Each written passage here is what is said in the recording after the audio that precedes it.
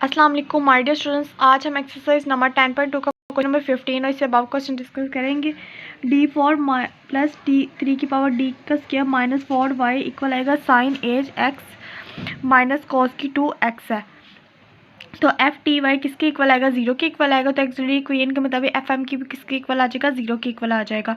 अब जहाँ जहाँ पे डी या वहाँ लगाना है तो m की पावर 4 आ जाएगी प्लस 3 m की पावर 2 आ जाएगी माइनस 4 इक्वल आ जाएगा 0 के। अब इसकी फैक्टराइजेशन हो रही है तो यहाँ पे क्या आ जाएगा 4 m की 2 माइनस m। अगर इस 4 में से -1 करें तो हमारे पास 3 m की 2 आती है पावर, और अगर मल्टीप्लाई करें तो हमारे पास 4 आता है।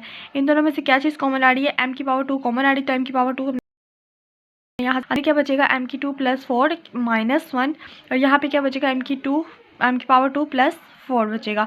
तो m की 2 पावर -1 एक तरफ आ जाएगा और m की 2 प्लस 4 पावर एक तरफ आ जाएगा। और किसके इक्वल आएगा? 0 के इक्वल। इसको सेपरेट 0 के इक्वल रखेंगे, इसको भी सेपरेट 0 के इक्वल रख लेंगे। जब इन दोनों को 0 के इक्वल रखेंगे तो यहाँ पे ये -1 है, यहाँ पे आके +1 का हो जाएगा, ये प्लस का 4 है, यहाँ पे आके माइनस का 4 हो जाएगा। अब हम इसका स्क्वायर लेंगे तो यहाँ पे क्या आएगा? प्लस माइनस वन आ जाएगा। और m किसके इक्वल आ जाएगा? यहाँ पे आएगा तो माइनस की जगह पे योटा आ जाएगा, और इसका अगर यहाँ पे 2 है तो यहाँ पे स्क्वायर रूट लेंगे तो हमारे पास 2 आ जाएगा, प्लस माइनस 2 आयोटा आ जाएगा। अब ये वाली वैल्यू भी दोनों डिफरेंस और ये भी दोनों वैल्यूज डिफरेंस है।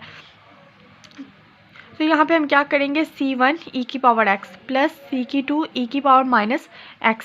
और यहाँ पे ये आपने गौर किया होगा कि मैंने e नहीं लिखा, तो e की पावर 0x अगर मैं लिखती भी तो अंदर यही आना था, तो मैंने डायरेक्टली लिख लिया कि c की 3 c की 4 साइन 2x।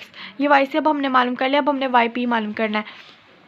yp किसके इक्वल है? 1/1 ft, और यहाँ पे किसके साथ मल्टीप्लाई हो रहा है? fx के साथ मल्टीप्लाई। यहाँ पे मैंने ft की वैल्यू लिख ली, यहाँ पे fx की वैल्यू लिख ली। अब आपको पता है कि साइन एच एक्स किसके इक्वल होता है? e माइनस एक्स ओवर 2 के इक्वल आता है। साइन एच एक्स की ये वैल्यू है, ये आपको याद होनी चाहिए। माइनस ये इसके साथ भी सेपरेट हो जाएगा और इसके साथ भी सेपरेट, इसके साथ सेपरेट हो जाएगा, इसके साथ भी सेपरेट हो जाएगा। और कॉस की 2x का हाफ एंगल फॉर्मूला किसके इक्वल आता है? 1 प्लस कॉस 2x ओवर 2 के इक्वल आता है। ये मैंने प्रीवियस क्वेश्चंस में आपको ये फॉर्मूला बताया भी है कंप्लीट। अब आप क्या करोगे? इसको एक्स ओवर 2 को इसके साथ भी सेपरेट कर लोगे, और माइनस एक्स ओवर 2 को इसके साथ भी सेपरेट कर लोगे। इसके साथ भी सेपरेट कर लिया और इसके साथ भी आपने सेपरेट कर लिया। यहाँ पे भी आपने 1/2 को इसके साथ सेपरेट कर लिया और cos 2x को इसके साथ आपने सेपरेट कर लिया। अब आपको मेरे से बेहतर पता है कि यहाँ पे अब हमने क्या चीज़ यूज़ करनी है। ये एक्स ओवर 2 सेपरेट हो जाएगा, ठीक है। और यहाँ पे जो x के साथ जो वैल्यू क्या है? 1 है। तो यहाँ पे जहाँ जहाँ पे d है वहाँ पे हम 1 पुट करें, 1 आ जाएगा, और ये -4 है। तो 3 + 1 4 -4, ये तो फेलियर केस हो गया। अब यहाँ पे अपने x के साथ क्या पावर है? -1 है, तो -1 पुट करना है। यहाँ पे -1 पुट कर देंगे तो +1 आ जाएगा, यहाँ पे करेंगे तो +1 आ जाएगा, -4। ये भी हमारे पास क्या है? फेलियर केस बन जाएगा। यहाँ पे e की कोई पावर नहीं है, यानी 0 पावर है, तो 0 पुट कर देंगे। 0 पुट करेंगे तो यहाँ पे -4 आ जाएगा सिर्फ, तो -4 को इसका मल्टीप्लाई -8 माइनस प्लस 1/8 आ जाएगा। -1/2 cos 2x आ जाएगा। तो जहाँ जहाँ पे d की पावर 2 है वहाँ पे आपने 2 पुट करना है। तो यहाँ पे d की पावर 2 है तो यहाँ पे आपने 2 पुट कर दिया। यहाँ पे भी d की पावर 2 है, यहाँ पे भी आपने 2, -4 आ जाएगा यहाँ पे। तो यहाँ पे -2 इसको 2 मिनट में करेंगे तो हमारे पास 4 आ जाएगा। इसके बाद 4 में आ जाएगी +3 -2 है तो 2 to the 4। इसको कैलकुलेट करने के बाद सारी वैल्यूज़ को हमारे पास -1/2 आ जाएगा यहाँ पे हमारे पास।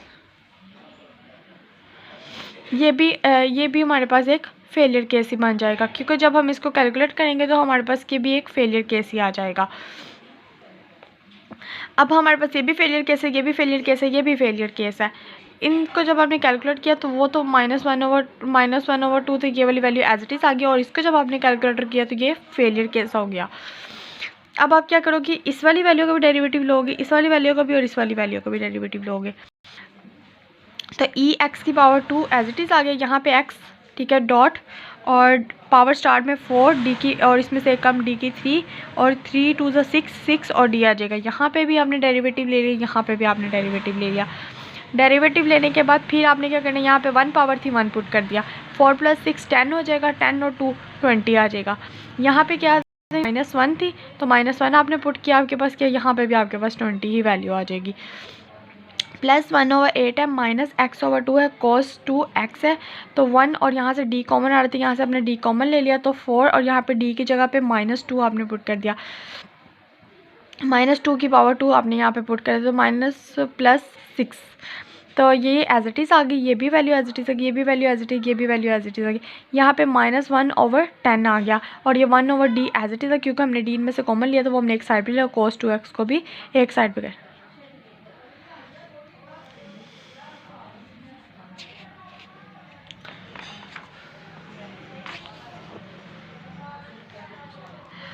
x/10 आ जाएगा। यहाँ पे हमारे पास दोनों में से कॉमन आ रहे थे, यहाँ से हमने x/10 कॉमन ले लिया, अंदर क्या बचा, ex + e - x/2 + 1/8 + x/20 sin 2x/t। जो 1/d था उसकी मैंने इंटीग्रेशन ली तो ये मेरे पास आ गया sin 2x/2 आ गया यहाँ पे मेरे पास। x/10 है, x/10 आ जाएगा यहाँ पे, ये हमारे पास cos hx के इक्वल आती है ये वैल्यू। जिस तरह वो साइन के इक्वल है, माइनस आए तो साइन और प्लस आए तो कॉज हो जाता है, तो ये cos hx आ जाएगा +1/8 + x/20 sin 2x/2 आ गई। ये हमारे पास yp की वैल्यू आ गई और पीछे हमने yc की वैल्यू निकाल दी थी। ये दोनों वैल्यूज़ को इसके जनरल सोल्यूशन में पुट कर दे, आपके पास रिक्वायर्ड आंसर आ जाएगा। अब नेक्स्ट है क्वेश्चन नंबर 16। इसमें आपने सेम एज सारा काम करना है, लेकिन आपने जो इसके कांस्टेंट उनकी वैल्यूज़ भी आपने फाइंड करनी होती है, यानी इनिशियल वैल्यूज़ भी आपने फाइंड करनी है। y का डबल डेरिवेटिव -8, y का सिंगल डेरिवेटिव +15, y इक्वल आएगा 9x e⁻²x। यहाँ पे पॉलिनोमियल फंक्शन और एक्सपोनेंट फंक्शन दोनों आपस में मल्टीप्लाई हो रहे हैं और ये इन्होंने इनिशियल वैल्यू दी हुई है। तो सबसे पहले यहाँ पे इसका डबल डेरिवेटिव है -8, इसका सिंगल डेरिवेटिव +15, y इक्वल आएगा 9x e⁻²x आ जाएगा। तो यहाँ पे d की 2 -8d + 15, y इक्वल आएगा 9x e⁻²x। तो एक्सरेडी इक्वेशन के मतलब fm किसके इक्वल आएगा 0 के, यानी सारी इक्वेशन की जगह पे हम m पुट कर देंगे और उसके बाद इसकी फैक्टराइजेशन कर लेंगे अगर पॉसिबल हो तो। मैंने m पुट कर दिए सारी वैल्यू की जगह पे और यहाँ पे यहाँ से क्या चीज़ कॉमन आ रही थी, m कॉमन आ रहा था, m कॉमन ले लिया। यहाँ से क्या चीज़ कॉमन आ रही थी, 3 कॉमन आ रही, 3 कॉमन ले लिया। m -5 आ जाएगा, m -3 आ इक्वल आएगा 0 के। तो इसकी 2 वैल्यूज़ आ गई मेरे पास, m किसके इक्वल है 5 के और m किसके इक्वल है 3 के इक्वल है। तो दो डिफरेंस वैल्यू तो c1 e⁻3x + c2 e⁻5x आ जाएगा। अब हमने क्या करना है, yp फाइंड करना है। तो yp इक्वल आएगा 1/ft और यहाँ पर क्या चीज़ आ जाएगी, fx आ जाएगा।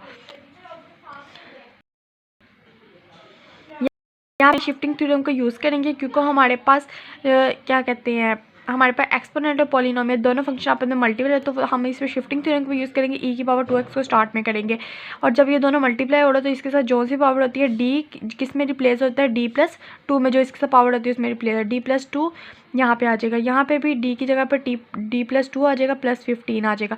इसका स्क्वायर ओपन करेंगे, आपको पता है a + b का स्क्वायर किसके इक्वल आता है, a का स्क्वायर + b का स्क्वायर + 2ab के इक्वल। इसको मल्टीप्लाई कर देंगे, उसके बाद ये d की पावर कितनी है 2 है, तो ये एज इट इज़ आ जाएगा -4d।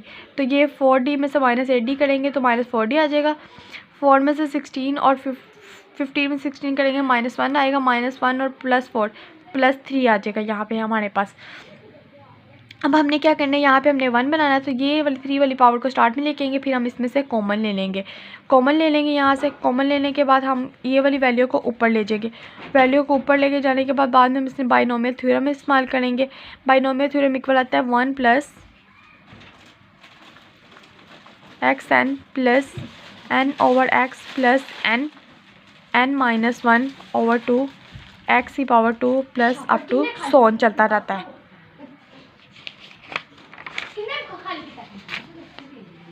y की पावर p आ जाएगी, e/2 x/3 आ जाएगा, 1 + 4d। इसमें बाइनोमियल थ्योरम को मैंने अप्लाई किया है, 4d - d की पावर 2 आ जाएगी, /3 आ जाएगा, यहाँ पे 9x एज इट इज़ आ जाएगा। ये पावर एज इट इज़ चलती जाएगी। अब हमें यहाँ पे कितनी वैल्यू चाहिए जिसकी x की पावर सिर्फ कहाँ कितनी हो, सिर्फ 1 पावर चाहिए। तो 1 पावर किसकी है, सिर्फ इस वैल्यू की, तो यहाँ पे सिर्फ 4/3d आ जाएगा हमारे पास। e की पावर 2x/3 आ जाएगा, यहाँ पर इसको अंदर मल्टीप्लाई देंगे 9x आ जाएगा, +4/3d 9x के इक्वल आ जाएगा। तो यहाँ पे हम इसका डेरिवेटिव लेंगे तो हमारे पास क्या चीज़ आ जाएगी, यहाँ पे हमारे पास 3 3 9 आ जाएगा, 3 4 12 आ जाएगा। yp की वैल्यू 9x + 12 और e यहाँ से क्या चीज़ कॉमन है, 3 कॉमन आ रहा है, 3 कॉमन लेंगे और उसके यहाँ से कटिंग कर देंगे तो ये बाकी बचेगा 3x + 4 आ जाएगा। तो हमारे पास जनरल सोल्यूशन में जो वाई किसके इक्वल है, Y C plus Y P के इक्वल आती है। यहाँ पे मैंने वाई सी की वैल्यू भी लिख दी और वाई पी की वैल्यू भी लिखी। अब हमें इनिशियल वैल्यूज़ गिवन थी, तो वाई 0 इक्वल आएगा 5 के, तो ये एक्स है और ये वाई है। वाई किसके इक्वल है, 5 के, और एक्स किसके इक्वल है, 0 के। तो वाई की जगह पे लिखा 5 C1, यहाँ पे C1 आ जाएगा, यहाँ पुट करेंगे C की 2 प्लस 4 आ जाएगा। इस 4 को उधर ले जो C1 प्लस C की 2 किसके इक्वल आ जाएगी, 1 के इक्वल आ जाएगी। ये हमारे पे इक्वेशन नंबर 1 है। अब हम इस जो ये इसकी इक्वेशन नंबर ए है, इसका हम डेरिवेटिव लेंगे। इसका डेरिवेटिव लेंगे तो पावर स्टार्ट में आ जाएगी 3C1 e की पावर 3x पावर स्टार्ट में आ जाएगी। यहाँ पे भी पावर स्टार्ट में आएगी और e की पावर 5 एज इट इज़ यहाँ पे पावर स्टार्ट में आ जाएगी। बस पावर स्टार्ट में आनी है और इसमें से एक कम, और अगर कॉन्स्टेंट है तो एज इट इज़। वाई के फर्स्ट डेरिवेटिव की इनिशियल वैल्यू हमारे पास गिवन है, तो वाई की इनिशियल 10 3C1 e की पावर 3 0 है, तो 1 आ जाएगा प्लस 5 C की 2 प्लस 3 प्लस 8, 3 और 8 11 हो जाएगा, 10 प्लस 11 माइनस 1 आ जाएगा। यहाँ पर ये इक्वेशन नंबर 2 बन गई है। अब हम इक्वेशन नंबर 1 और इक्वेशन नंबर 2 को सॉल्व करेंगे और पुट कर देंगे इक्वेशन नंबर ए में पुट करेंगे। तो इक्वेशन नंबर 1 हमारे पास है, इक्वेशन नंबर 2 भी हमारे पास है। इन दोनों को हमने सब्ट्रैक्ट किया तो ये दोनों कटिंग हो जाएगी, ये दोनों वैल्यूज़ आ जाएगी। 5 में से 3 करेंगे तो हमारे पास क्या आ जाएगा, 2C की 2 आ जाएगा, -1 प्लस -3 -4 आ जाएगा, 2 और 4 कटिंग हो जाएगा, -2 आ जाएगा। इसका 1 में पुट कर ले या 2 में पुट कर ले, कोई फ़र्क नहीं पड़ेगा।